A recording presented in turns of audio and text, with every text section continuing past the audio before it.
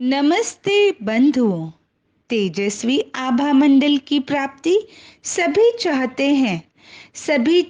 हैं कि उन्हें सम्मान प्राप्त हो। साथ ही साथ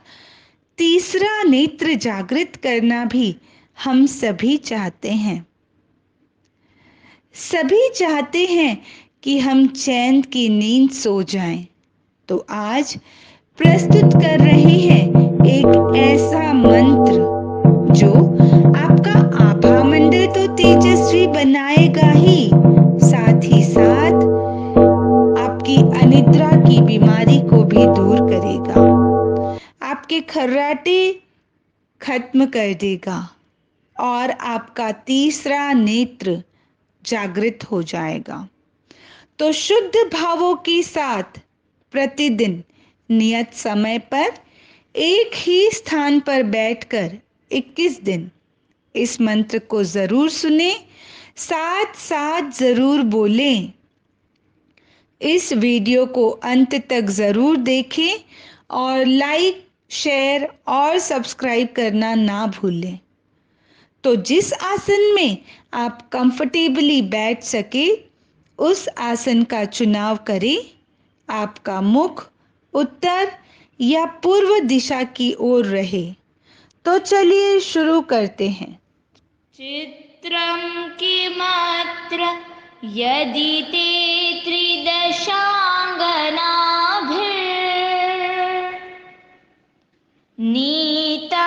मना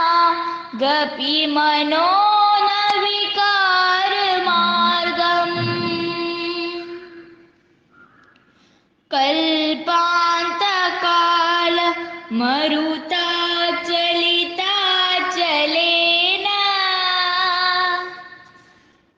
किं मन्दराद्रिशिखरं चलितं कदाचित् चित्रं किमत्र यदि ते त्रिदशाङ्गनाभिर्नीतं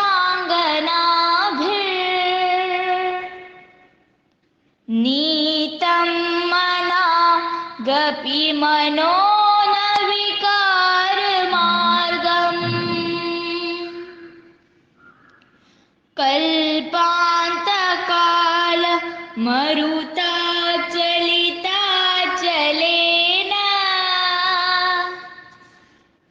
किं मन्दराद्रिशिखरं चलितं कदाचित् चित्रं किमत्र यदि ते त्रिदशाङ्गनाभिर्नीतं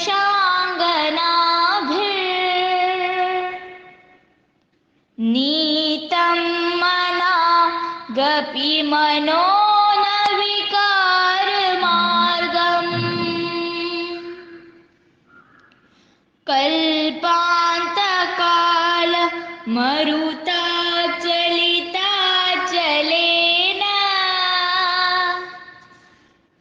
किं मन्दराद्रिशिखरं चलितं कदाचित् चित्रं किमत्र यदि ते त्रिदशाङ्गनाभिर्नीतं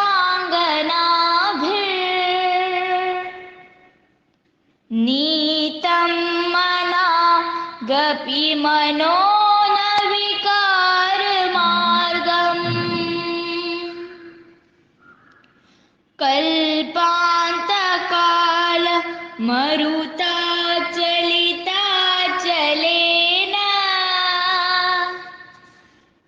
किं मन्दराद्रिशिखरं चलितं कदाचित् चित्रं किमत्र यदि ते त्रिदशाङ्गनाभिर्नीतं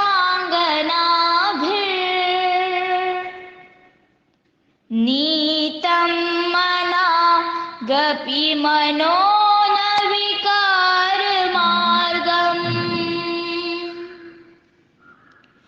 कल्पान्तकाल मरुताचलिताचलेन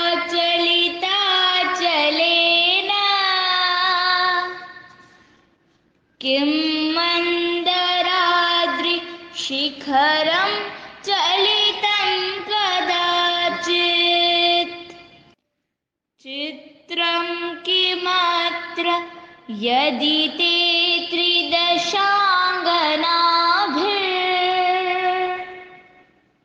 त्रिदशाङ्गनाभिर्नीतं मना गपिमनो न विकारमार्गम्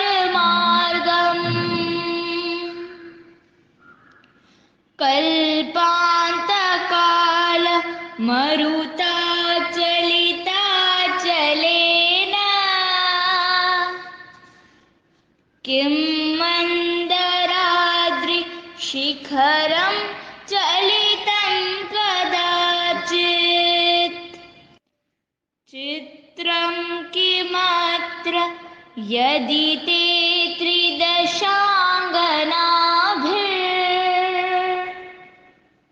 त्रिदशाङ्गनाभिर्नीतं मना गपिमनो न विकारमार्गम्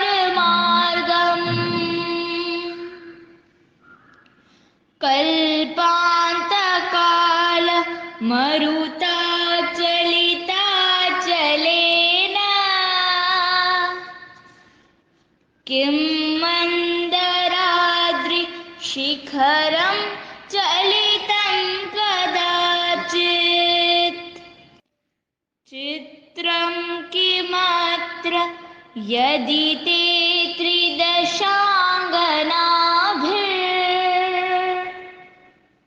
त्रिदशाङ्गनाभिर्नीतं मना गपिमनो न विकारमार्गम्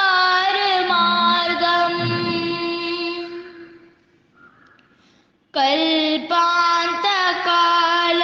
मरुताचलिताचलेन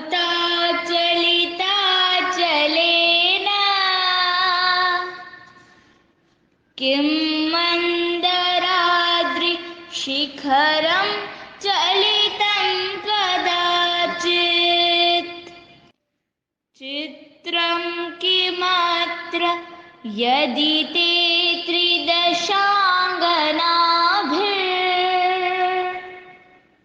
त्रिदशाङ्गनाभिर्नीतं मना गपिमनो न विकारमार्गम्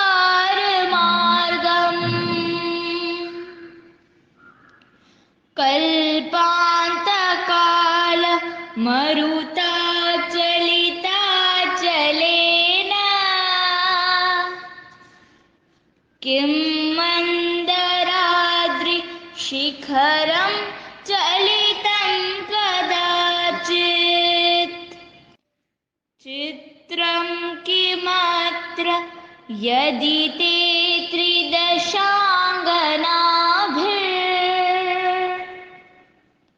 त्रिदशाङ्गनाभिर्नीतं मना गपिमनो न विकारमार्गम्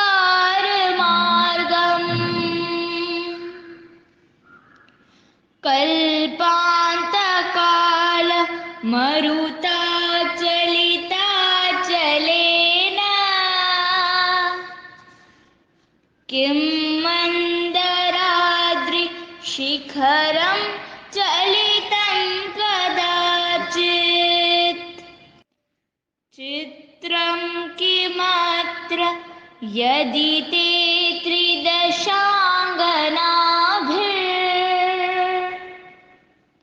त्रिदशाङ्गनाभिर्नीतं मना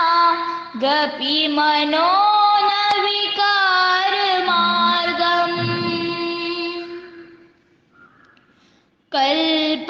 कल्पान्तकाल मरुताचलिताचलेन किं मन्दराद्रिशिखरं चलितं कदाचित् चित्रं किमत्र यदि ते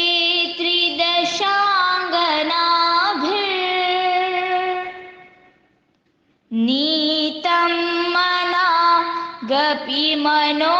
न विकारमार्गम्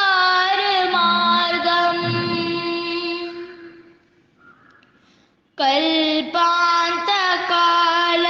मरुताचलिताचलेन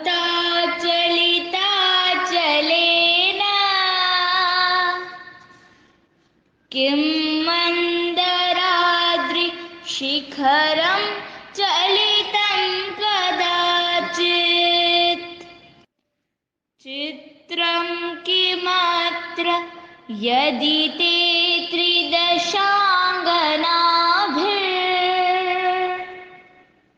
त्रिदशाङ्गनाभिर्नीतं मना गपिमनो न विकारमार्गम्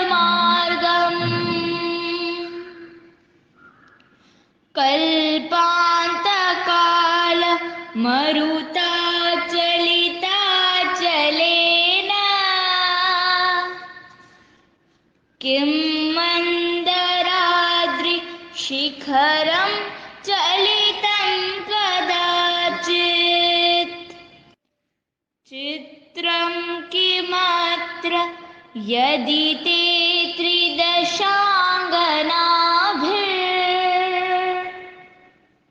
त्रिदशाङ्गनाभिर्नीतं मना गपिमनो न विकारमार्गम्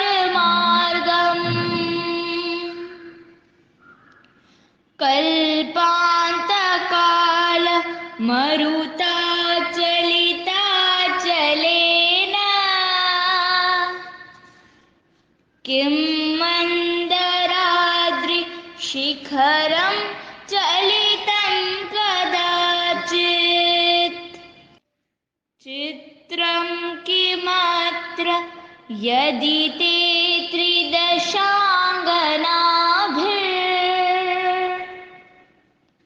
त्रिदशाङ्गनाभिर्नीतं मना गपिमनो न विकारमार्गम्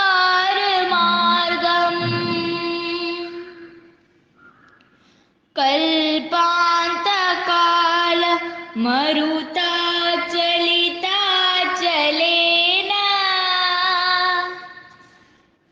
किं मन्दराद्रिशिखरं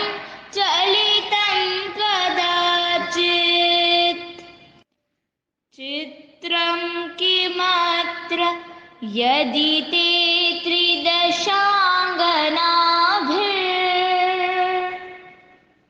त्रिदशाङ्गनाभिर्नीतं मना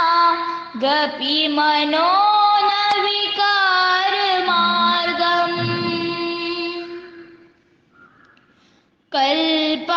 कल्पान्तकाल मरुताचलिताचलेन किं मन्दराद्रिशिखरं चलितं कदाचित् चित्रं किमत्र यदि ते त्रिदशाङ्गनाभिर्नीतं मना गपिमनो न विकारमार्गम्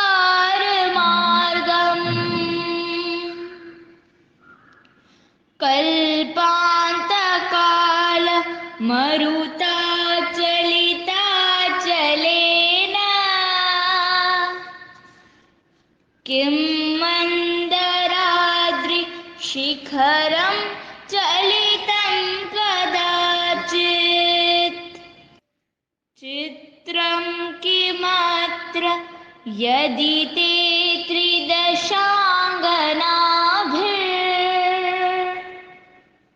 त्रिदशाङ्गनाभिर्नीतं मना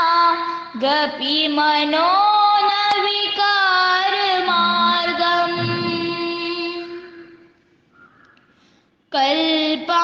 कल्पान्तकाल मरुताचलिताचलेन किं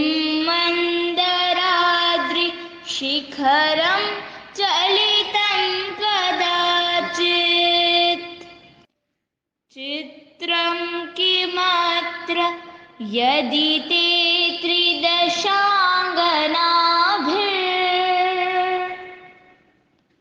त्रिदशाङ्गनाभिर्नीतं मना गपिमनो न विकारमार्गम्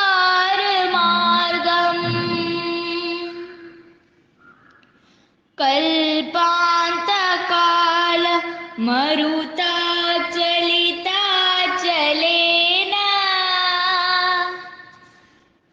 किं मन्दराद्रिशिखरं शिखरं चलितं कदाचित् चित्रं किमत्र यदि ते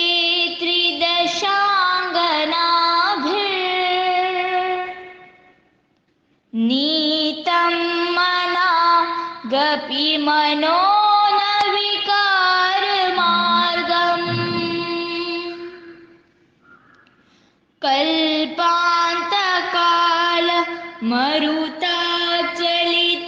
कल्पान्तकालमरुताचलिताचलेन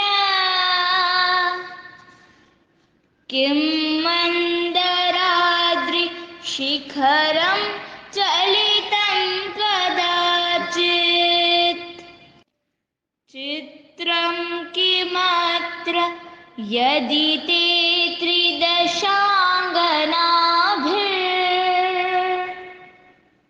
त्रिदशाङ्गनाभिर्नीतं मनागपि मनो न विकारमार्गम्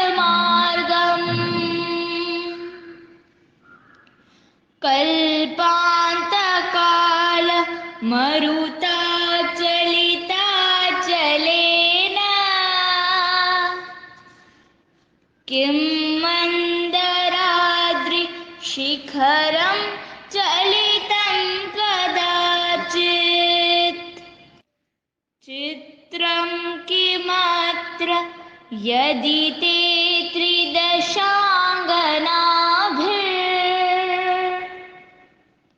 त्रिदशाङ्गनाभिर्नीतं मनागपि मनो न विकारमार्गम्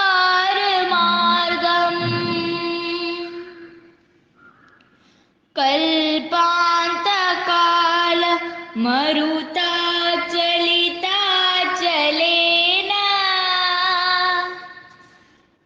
किं मन्दराद्रिशिखरं चलितं कदाचित् चित्रं किमत्र यदि ते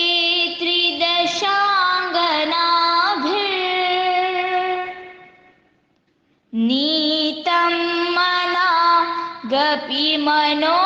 न विकारमार्गम्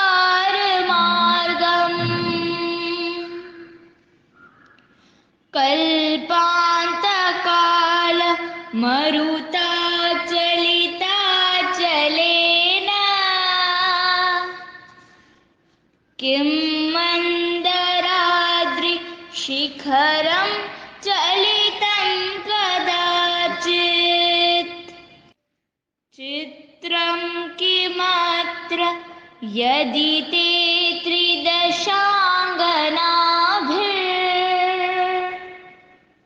त्रिदशाङ्गनाभिर्नीतं मनागपि मनो न विकारमार्गम्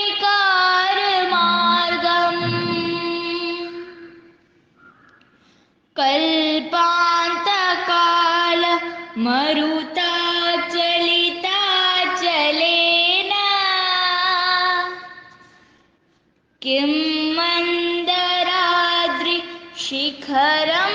चलितं कदाचित् चित्रं किमत्र यदि ते त्रिदशाङ्गनाभिर्नीतं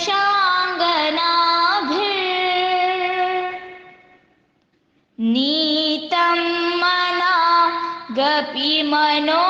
न विकारमार्गम्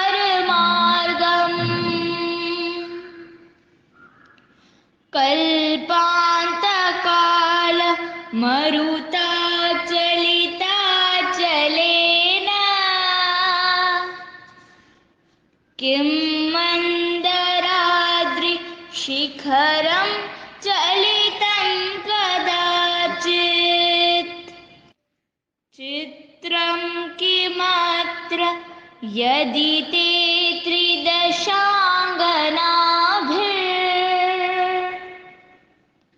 त्रिदशाङ्गनाभिर्नीतं मनागपि मनो न विकारमार्गम्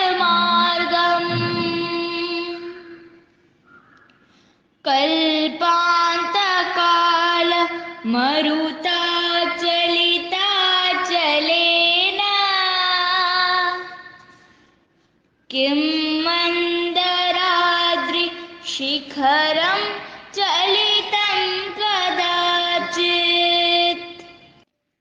चित्रं किमत्र यदि ते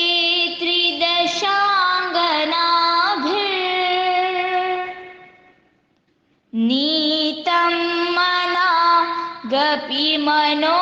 न विकारमार्गम्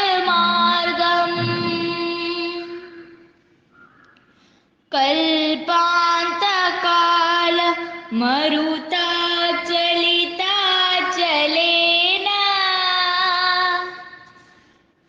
किं मन्दराद्रिशिखरं चलितं कदाचित् ॐ ह्रीं अर्हं नमो दशपुवीणं ज्रां ज्रां नमः स्वाहा ॐ ह्रीं अर्हं नमो दशपुवीणं ज्रां ज्रां नमः स्वाहा ॐ ह्रीं अर्हं नमो दशपुवीणं ज्रां ज्रां नमः स्वाहा ॐ ह्रीं अर्हं नमो दशपुवीणं ज्रां ज्रां नमः स्वाहा ॐ ह्रीं अर्हं नमो दशपुवीणं ज्रां ज्रां नमः स्वाहा ॐ ह्रीं अर्हं नमो दशपुवीणं ज्रां ज्रां नमः स्वाहा ॐ ह्रीं अर्हं नमो दशपुवीणं ज्रां ज्रां नमः स्वाहा ॐ ह्रीं अर्हं नमो दशपुवीणं ज्रां ज्रां नमः स्वाहा ॐ ह्रीं अर्हं नमो दशपुवीणं ज्रां ज्रां नमः स्वाहा ॐ ह्रीं अर्हं नमो दशपुवीणं ज्रां ज्रां नमः स्वाहा ॐ ह्रीं अर्हं नमो दशपुवीणं ज्रां ज्रां नमः स्वाहा ॐ ह्रीं अर्हं नमो दशपुवीणं ज्रां ज्रां नमः स्वाहा ॐ ह्रीं अर्हं नमो दशपुवीणं ज्रां ज्रां नमः स्वाहा ॐ ह्रीं अर्हं नमो दशपुवीणं ज्रां ज्रां नमः स्वाहा ॐ ह्रीं अर्हं नमो दशपुवीणं ज्रां ज्रां नमः स्वाहा ॐ ह्रीं अर्हं नमो दशपुवीणं ज्रां ज्रां नमः स्वाहा ॐ ह्रीं अर्हं नमो दशपुवीणं ज्रां ज्रां नमः स्वाहा ॐ ह्रीं अर्हं नमो दशपुवीणं ज्रां ज्रां नमः स्वाहा ॐ ह्रीं अर्हं नमो दशपुवीणं ज्रां ज्रां नमः स्वाहा ॐ ह्रीं अर्हं नमो दशपुवीणं ज्रां ज्रां नमः स्वाहा ॐ ह्रीं अर्हं नमो दशपुवीणं ज्रां ज्रां नमः स्वाहा। ॐ ह्रीं अर्हं नमो दशपुवीणं ज्रां ज्रां नमः स्वाहा। ॐ ह्रीं अर्हं नमो दशपुवीणं ज्रां ज्रां नमः स्वाहा। ॐ ह्रीं अर्हं नमो दशपुवीणं ज्रां ज्रां नमः स्वाहा। ॐ ह्रीं अर्हं नमो दशपुवीणं ज्रां ज्रां नमः स्वाहा। ॐ ह्रीं अर्हं नमो दशपुवीणं ज्रां ज्रां नमः स्वाहा। ॐ ह्रीं अर्हं नमो दशपुवीणं ज्रां ज्रां नमः स्वाहा।